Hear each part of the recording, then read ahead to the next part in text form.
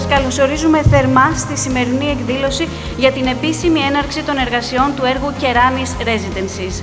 Ένα σύγχρονο προορισμό κατοικίας, φιλοξενίας και καθημερινής ζωής. Εύχομαι γρήγορα να ξεκινήσουμε τα ωραία αυτά έργα, γρήγορα να φτάσουμε εις πέρας. Καλή δύναμη. Μπήκε το πρώτο λιθαράκι.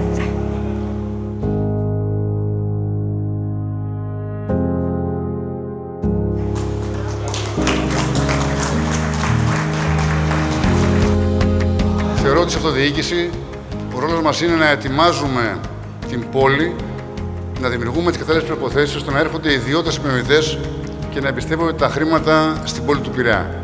Πολλά μπράβο, πολλά συγχαρητήρια, καλή αρχή.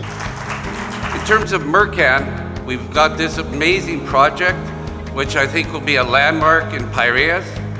I think everyone will be excited once we get to the opening of the building. Το σχέδιο για το Keranis Residences αρχίζει να παίρνει σάρκα και οστά. Οι κατασκευαστικές εργασίες ξεκινούν έχοντας πάντα ως οδηγό την επιθυμία μας να μεταμορφώσουμε αυτό που οι άλλοι θεωρούν απλώς ένα κτίριο σε ένα ζωντανό πνεύμα δημιουργίας.